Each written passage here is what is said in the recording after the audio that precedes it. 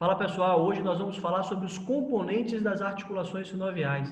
Como a gente viu nas duas últimas aulas, essas articulações são articulações de grande movimento e por isso são articulações que precisam de componentes mais especializados, precisam de componentes mais sofisticados, tá? O primeiro componente que a gente vai falar é o líquido sinovial, é o componente que dá o nome a essa articulação. Esse líquido sinovial vai ter como função de lubrificar e nutrir as estruturas articulares. Ele será transparente, terá uma consistência viscosa e será formado através do ultrafiltrado do plasma. Então, o líquido sinovial ele vai banhar todas as estruturas intraarticulares, tá? Ele terá uma coloração transparente quando está no seu estado normal, mas pode se apresentar numa coloração mais esbranquiçada, no caso de uma infecção bacteriana, por exemplo, ou com uma coloração mais avermelhada, como nos casos das lesões ligamentares,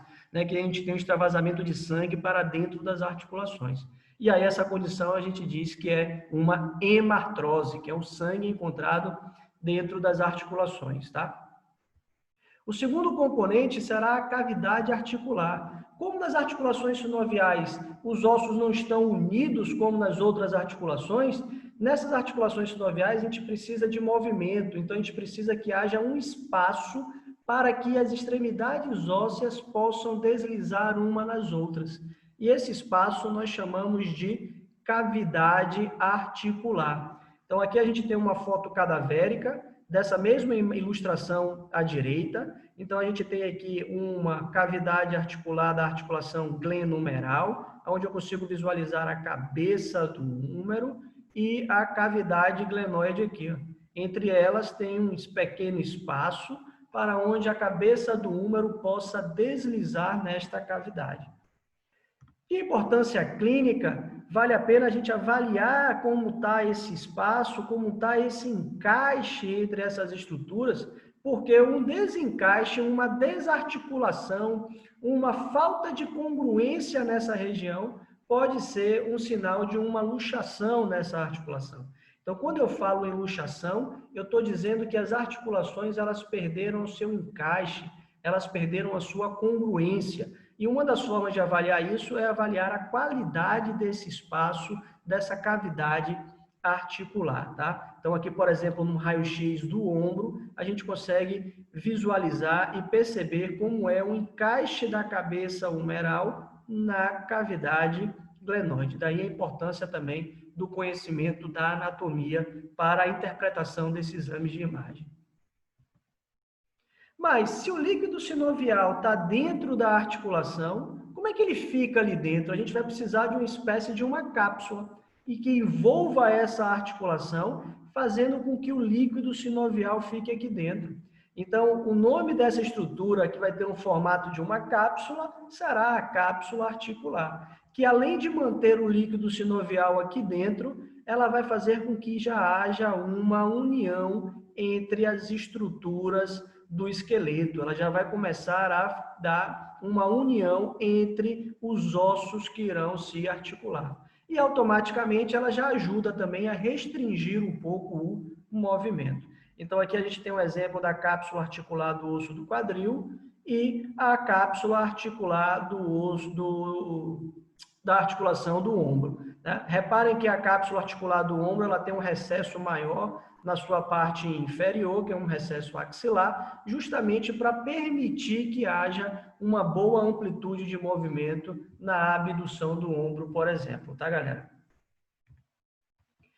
Se eu tenho agora, então, uma cápsula que envolve a articulação, se eu tenho um líquido sinovial lá dentro, como é que esse líquido sinovial chega ali dentro? Quem é que vai produzir esse líquido sinovial? Então, quem vai produzir esse líquido será essa membrana que está forrando a parte interna dessa cápsula articular. E como é a membrana responsável pela produção do líquido que está aqui dentro, nós vamos chamar essa membrana de membrana sinovial.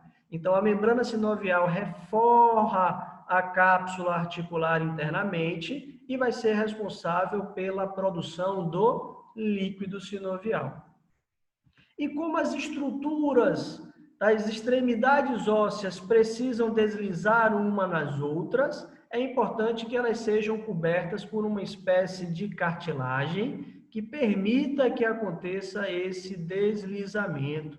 Então, essa cartilagem que vai estar recobrindo as superfícies articulares que estarão em contato, nós vamos chamar de cartilagem articular. Então, aqui eu tenho uma cartilagem articular da cabeça do fêmur, e nessa imagem eu consigo visualizar a cartilagem articular da face articular da patela, assim como a cartilagem articular da face patelar do fêmur, aonde a patela ela vai deslizar na tróclea femoral. Então, essas cartilagens elas permitem que aconteçam esse deslizamento. Elas têm uma peculiaridade, pois elas são avasculares. E o que isso quer dizer? Quer dizer que elas não possuem um aporte sanguíneo, a sua nutrição acontecerá por difusão do líquido sinovial, né? Então, quem vai dar essa nutrição será o líquido sinovial por difusão. E essa estrutura ela também não possui inervação, então ela não tem informação nervosa. E a principal função, como a gente já falou, vai ser diminuir o atrito entre essas extremidades ósseas, permitindo que o movimento aconteça de forma suave. Entretanto, em algumas articulações, elas podem sofrer sobrecargas e essa sobrecarga pode afetar a qualidade dessa cartilagem articular, gerando pequenas lesões até o momento que essas lesões podem aumentar de forma extraordinária e isso daí agora começa a gerar alguma dor ao paciente, algum incômodo, algum desconforto ao paciente. Por quê? Porque no momento que essa cartilagem se lesiona, ela deixa exposto o osso. Então, agora, ao invés as extremidades ósseas deslizarem de forma suave, a gente vai estar com o osso passando no outro osso. E o osso, ele tem a inervação também. Então, nesse momento, é o momento que o paciente começa a relatar dor durante alguns movimentos. E a essa condição de degeneração da cartilagem articular, nós chamamos de artrose. Então, tudo que estiver relacionado à articulação terá como prefixo o artro. Então, a degeneração na cartilagem articular, nós vamos chamar de artrose, que obviamente vai ter os seus sinais clínicos dependendo do local que essa cartilagem estará danificada. E como essa cartilagem ela não tem um bom aporte sanguíneo, ela é avascular, a sua regeneração também já fica muito complicada. Então, uma vez danificada, dificilmente ela irá se regenerar. E aí o paciente vai ter que conviver com isso também, tá? Em casos mais avançados, em degenerações mais avançadas, muitas vezes se faz necessário a substituição daquelas peças ósseas por peças metálicas. É um momento que é indicado a colocação das próteses nesses pacientes. As próteses, geralmente, elas são utilizadas na articulação do quadril, como nessa foto, ou na articulação do joelho. Então, aqui a gente tem uma foto ilustrativa de uma prótese de quadril, e aqui vocês podem ver no raio-x como é que fica essa prótese no indivíduo. Tá? Então, essas próteses têm como objetivo devolver a qualidade de vida do paciente, tirando a dor, minimizando a dor nessa articulação causada pelas artroses. Mas, professor, se colocar essa prótese, o paciente não perde também amplitude de movimento? Sim, ele vai perder um pouco da amplitude de movimento, aí não tem jeito realmente, porque eu estou substituindo um osso por uma parte metálica, né? Então, ele perde um pouco o movimento, mas ele ganha em qualidade de vida e ganha sem dor, né? Então, a gente tem que colocar na balança para ver o que vale a pena. Além disso, tem que se avaliar a idade do paciente, porque essas próteses têm um tempo de vida útil. Então, a gente tem que avaliar isso também, tá? Então, a gente tem que sentar com o paciente, a equipe multidisciplinar, para discutir se vale a pena a colocação da prótese ou se vale a pena se investir num tratamento conservador. Além disso, nós precisamos de amarras que façam com que os ossos fiquem amarrados uns aos outros para que ele possa fazer um movimento na sua direção pré-determinada. E essas amarras nós vamos chamar de ligamentos. Então, os ligamentos eles vão ligar um osso a outro osso, fazendo com que o movimento articular aconteça naquela direção pré-determinada. Então, nós temos 3 tipos de ligamento. O primeiro que nós iremos falar é o ligamento capsular, que será aquele ligamento que vai reforçar a cápsula, como o próprio nome já diz. Então, ele vai estar em contato direto com essa cápsula articular, reforçando essa cápsula. Nós podemos ter também ligamentos dentro das articulações, que são os ligamentos intraarticulares. Esses ligamentos intraarticulares, a gente tem um famoso aqui, ó, que é o chamado ligamento cruzado anterior do joelho. Se eu tenho um ligamento cruzado anterior do joelho, automaticamente a gente vai ter um ligamento cruzado posterior. Então, esses aqui são os famosos LCA e LCP. O LCA ele é muito falado, né, no meio esportivo, porque uma vez o paciente lesionando esse ligamento, ele precisa muitas vezes passar por um longo período de recuperação, um longo período de reabilitação, tá? Nós temos ainda ligamentos que estão fora da articulação. Então, ligamentos chamados extraarticulares. Nós temos aqui o pessoal da odonto, principalmente, ó, o ligamento esfenomandibular, o ligamento estilomandibular, onde vai ligar a mandíbula ao processo estiloide, onde vai ligar a mandíbula ao esfenoide. Então, são ligamentos que restringem o movimento da articulação temporomandibular, mas não têm um contato direto com essa articulação. Eles estão afastados da articulação, tá? Além disso, algumas articulações vão possuir estruturas que vão ter como objetivo aumentar a congruência da articulação e, consequentemente, eles vão diminuir os impactos, vão absorver os impactos nessa articulação, vão minimizar a sobrecarga nessa articulação. Então, nós temos 2 estruturas clássicas, uma em forma de meia-lua ou em forma de um C, e depende da imaginação de vocês, que nós chamamos de meniscos, que são encontrados na articulação do joelho, e uma em forma de disco, que vai ser chamada de disco, que é encontrada na articulação temporomandibular. Essa daqui a gente falou um pouco na aula de classificação das articulações sinoviais. Então, aqui tem o disco, que vai diminuir a sobrecarga nessa articulação temporomandibular, e aqui nós temos o menisco, que vai diminuir a sobrecarga na articulação do joelho. Além disso, ele serve para aumentar a congruência dessa articulação, que tem um encaixe muito instável. Então, essa estrutura, né, o menisco, por exemplo, às vezes ele pode ser lesionado. Então, ele pode apresentar uma lesão meniscal e, dependendo dessa lesão meniscal, partes desse menisco podem ficar dentro da cavidade articular. E aí, a partir desse momento, o paciente pode relatar dor ou relatar bloqueio da articulação. Quando isso acontece, é indicada a cirurgia para a retirada ou a reparação dessa estrutura. A cirurgia para a retirada do menisco é a menissectomia, que pode acontecer de forma parcial ou de forma total. Aqui na imagem, a gente está vendo uma menissectomia parcial. Então, tem uma lesão meniscal, aonde foi feita uma cirurgia para retirar somente aquela parte que está lesionada, tentando se preservar a maior parte do menisco. Antigamente, quando isso acontecia, era feita uma cirurgia que se retirava todo o menisco. Mas a partir desse momento que o indivíduo perde uma parte ou todo o menisco, ele acaba aumentando a sobrecarga nessa articulação. E aí acaba gerando um processo degenerativo de forma precoce, uma artrose precoce. Então, hoje em dia, sempre que possível, tenta-se fazer a reparação através da sutura meniscal. Essa sutura meniscal, ela vai manter e vai preservar o menisco, tentando evitar o surgimento de uma artrose precoce. Mas aí a gente também tem que botar na balança que a recuperação na menissectomia, ela é muito mais rápida do que numa sutura. Então, a gente tem que novamente conversar com a equipe multidisciplinar, conversar com o paciente para saber qual é a melhor técnica a ser utilizada, tá? Chegar num bem comum, num acordo e explicar os prós e os contras de cada uma destas cirurgias, dessas técnicas.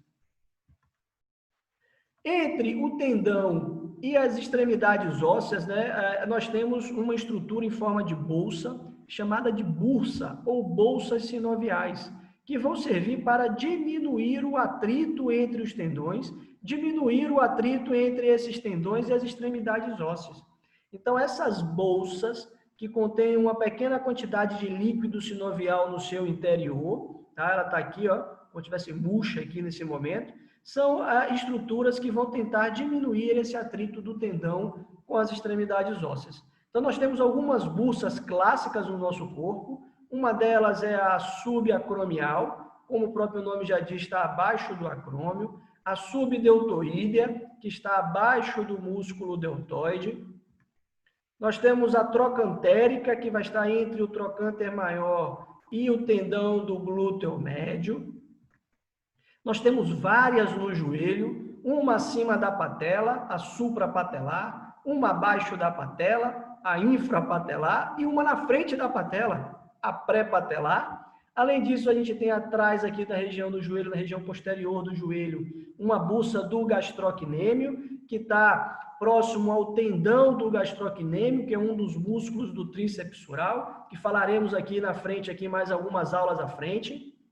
Nós temos uma bursa na região do olécrano, que é a bursa do olécrano. Nós temos duas importantes aqui na região do calcâneo, uma entre a pele e o tendão do calcâneo, que é a bursa subcutânea da região do calcâneo, uma entre o tendão do calcâneo e o osso calcâneo, que é a retrocalcânea. Enfim, nós temos aonde temos um tendão passando por uma extremidade óssea, muito provavelmente nós iremos encontrar uma bursa ali. Por vezes, em movimentos excessivos, essas bursas podem ser comprimidas ou pinçadas, e a partir desse momento ela pode desencadear um processo inflamatório. E como a gente falou lá na aula de classificação dos ossos, na área da saúde, quando o paciente tem algum processo inflamatório em uma estrutura, a gente coloca como sufixo "it". Então, a partir do momento que ele tem um processo inflamatório na bursa, esse paciente vai ter uma bursite, né? E esse processo inflamatório, dentre de alguns sinais que acontecem nesse processo, eu vou falar bonito aqui, né? Nós temos os sinais flogísticos de uma inflamação, que são 5 sinais: dor, edema, rubor, calor e incapacidade funcional. Então, aqui na bursa, por exemplo, quando essa bursa aumenta de tamanho, ela começa a restringir o movimento nessa articulação por causa da dor. Toda vez que o paciente tenta realizar um movimento, por exemplo, aqui nessa imagem de abdução do ombro, ele vai pinçar aquela bursa que está edemaciada e inflamada, causando dor. E aí ele começa a diminuir esse movimento e começa a ter problemas na qualidade desse movimento. E aí, para tratamento, a gente acaba abrindo mão de técnicas da fisioterapia ou técnicas medicamentosas para diminuir esse processo inflamatório e restabelecer a função daquela articulação. E, por fim, a última estrutura que a gente vai falar são os labros ou lábios. Nós temos 2 labros importantes, que são o labrum glenoidal, que está em volta da cavidade da glenoide. Então, a gente pode observar aqui a glenoide, que é essa estrutura aqui que eu coloquei em azul, ó, ela vai piscar aqui para vocês. A glenoide, ela é pequena e rasa, e para aumentar essa congruência da articulação, foi criado um lábio ali naquela região. Tá? Então, esse lábio glenoidal aqui, ó, dá para a gente perceber que ele aumenta a área de contato com a cabeça humeral, aumentando a congruência articular. Então, os lábios ou labros, eles terão como principal função aumentar a congruência da articulação. Isso vai acontecer lá na cavidade glenoide, como vai acontecer no acetábulo também, no labrum acetabular. Então, aqui nós temos uma imagem, né, ilustrativa de um labrum acetabular, que vai também servir para aumentar a congruência, a área de contato com a cabeça femoral aqui nesse caso, tá? Novamente, são os nossos livros de referência, livros clássicos da anatomia. E aí eu vou deixar aqui uma dúvida para vocês, né? Na hora que vocês vão lá se consultar, vem lá a resposta que a dor de sua perna direita é devido à sua idade. Mas como é que pode ser devido à minha idade se a perna esquerda tem a mesma idade e não dói? Então, será que a dor que o paciente sente naquela articulação, por exemplo, é devido somente à idade desse paciente? Fica aí a a pergunta para vocês tirarem as dúvidas aí de vocês, para vocês fazerem as perguntas e deixar uma interrogação na cabeça de vocês aí, tá bom? Gratidão a todos, um grande abraço, até a próxima aula.